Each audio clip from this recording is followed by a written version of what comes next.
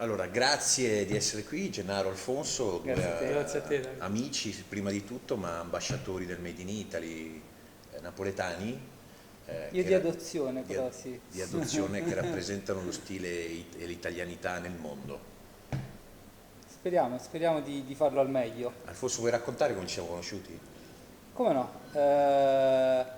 All'improvviso eravamo a Firenze al Pitti e tu ci fermasti in fortezza e dicesti ragazzi mi avete colpito, questa sera c'è un evento di Todds, ci vediamo stasera e poi da lì è stato un percorso che non sappiamo dove arriverà, però stiamo vivendo intensamente questo percorso di questa partnership, quindi siamo Intanto, felici. È vero, ricordo anche io quel giorno che eravamo proprio sì, a Firenze e io all'epoca non conoscevo Davide, è stato il nostro primo incontro, però ho subito creduto in questo spirito così legato alla tradizione, al Made in Italy e quindi ho subito sposato diciamo, la sua visione di questa forte tutela del Made in Italy a vantaggio delle piccole e medie imprese e del settore dell'artigianato. io e Gennaro Alfonso rappresentano per me intanto due persone di grande stile e di grande eleganza, quindi da sempre mi hanno, come dire, dato questa impressione. Per me, io dico sempre people, follow people, not brands, per loro per me rappresentano delle persone di grande eleganza e di stile al quale mi ispiro, e mi piace molto che Gennaro seleziona molto le persone ma anche i clienti con i quali collabora, perché pensa che siano i primi ambasciatori del suo brand, e questo penso che sia una chiave, no? Del Assolutamente sì, successo. assolutamente sì. Io penso che oggi diciamo, diciamo, le relazioni che si costruiscono attraverso i clienti sono le più fondamentali per costruire ecco, una clientela insomma, di livello, di gusto e che possa in qualche modo rappresentare il brand nel migliore dei modi. Quindi voglio dire, oggi la relazione è il primo biglietto da visita in Ma non solo assoluto. relazioni, io penso che tu scegli i clienti, no? Cerchi Certo, però chiaramente li scelgo in una chiave, sai, di un passaparola giusto, non è una vera e propria selezione che avviene in sartoria, ma è una selezione che avviene giorno per giorno a secondo ecco, della clientela che fa girare il modo nei giusti salotti. Quanto è importante, io, come dire, voi siete una coppia di amicizia, come dire, vera, è molto bello, no? Questo rapporto. Quanto è importante oggi avere un brand ambassador come Alfonso, che comunque incarna un'eleganza importante come frontman della tua sartoria, del tuo brand, del tuo marchio?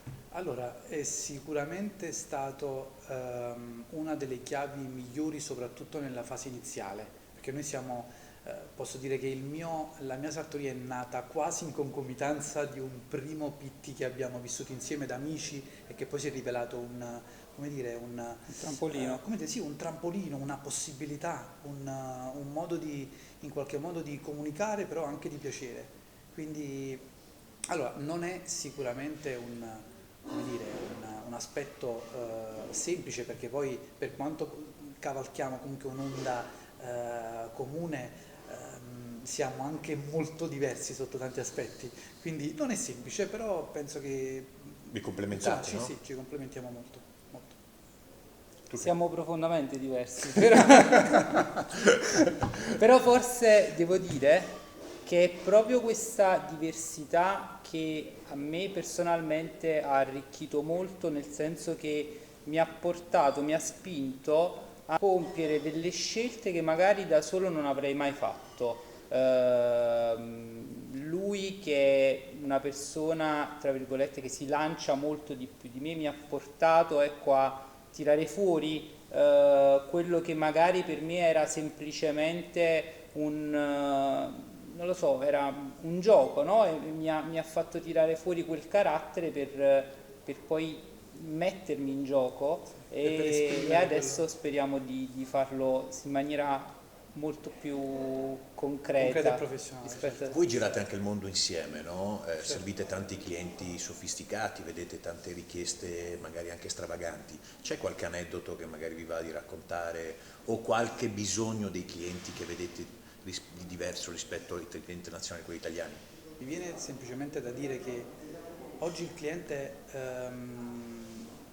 cliente moderno necessita di vivere diciamo, un sarto che sia maggiormente anche un consulente. Cioè, voglio dire, nell'istante dell'incontro col cliente, la figura del sarto è una figura che può passare anche in secondo piano. C'è bisogno di un sarto che invece si immedesima un po' in un consulente, che cerca di capire il vero desiderio del cliente e cercare di fargli fare l'acquisto giusto, la scelta giusta. Quindi più che aneddoto, perché veramente ne avrei tanti, quello che vedo che la mia clientela apprezza è la fiducia, la mia voglia di accontentarli, però mettendoli anche, come dire, un po' al centro dell'esperienza. Ecco.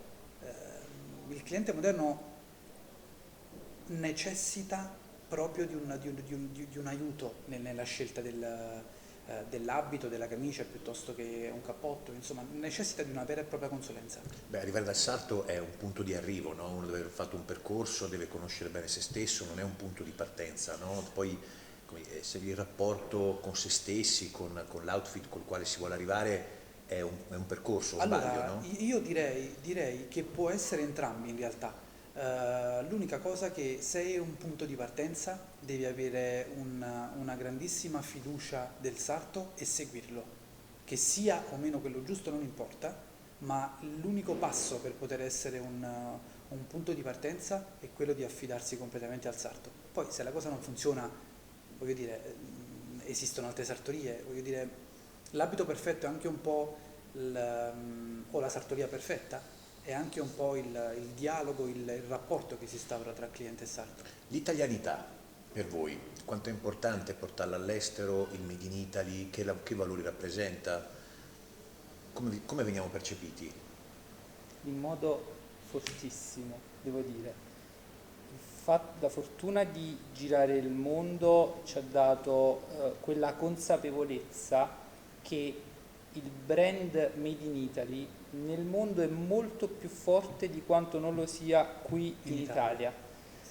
Quando vai all'estero e dici che sei italiano, percepisci che le persone pendono dalle tue labbra perché ti ritengono colui che sa come vivere, come mangiare, come essere. E questa cosa è quella che ti dà anche una certa autostima, no? E ti dà quella sicurezza che ti consente di affrontare comunque degli impegni, dei viaggi, delle cose abbastanza complesse con una certa serenità. E perché secondo voi in Italia non c'è questo attaccamento all'Italia, al Made in Italy forte? È sottovalutato, non è che non c'è. Purtroppo forse non siamo bravi a tutelare, siamo molto più bravi a esprimere che a tutelare.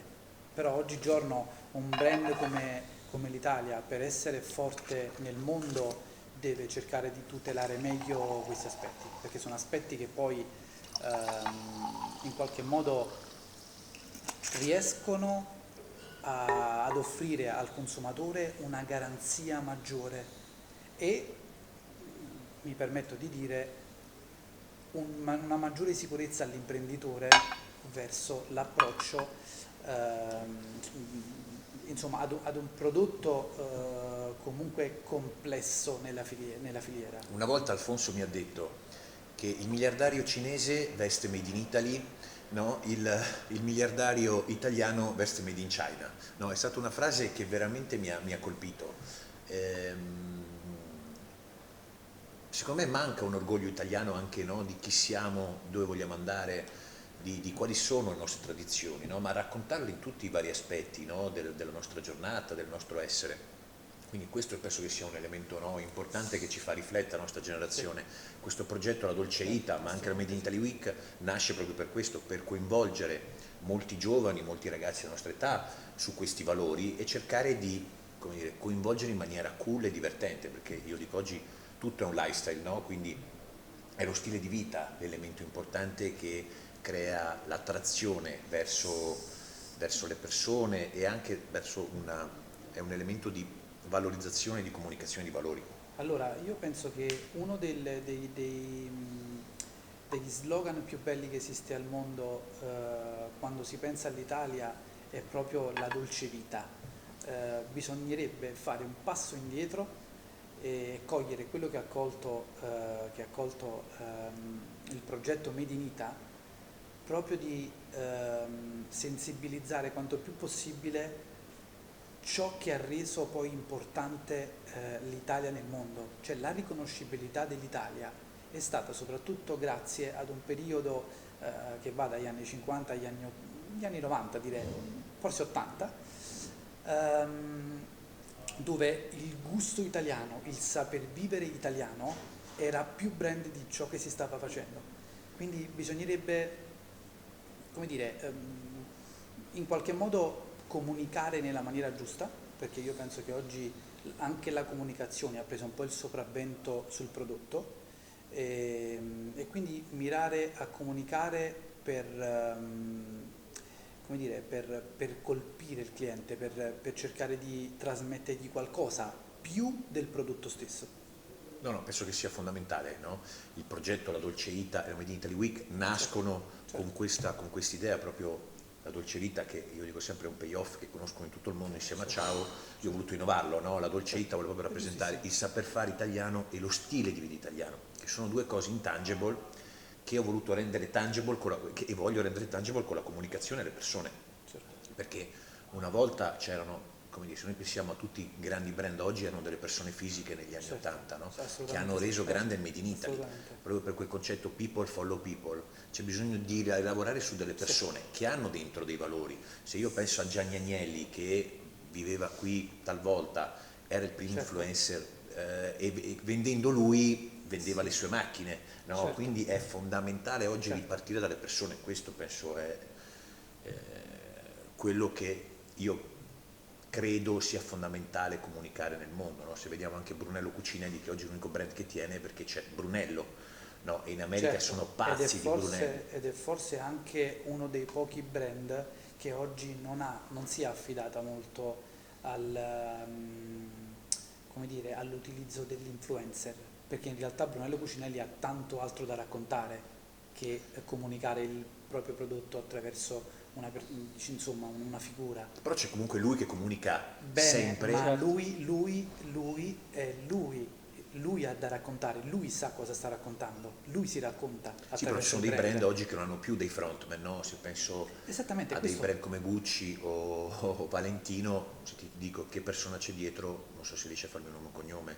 No, certo, questo è anche un po' come dire, la forza poi di una realtà artigianale. Cioè l'artigiano oggi ricopre un ruolo fondamentale tra gli appassionati di un prodotto di un certo livello, proprio perché è lui a trasmettere il brand, è lui a trasmettere se stesso.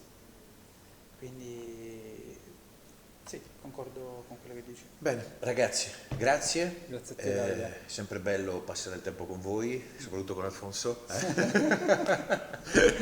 Grazie, a presto. Grazie. Un saluto Grazie a tutti, a presto.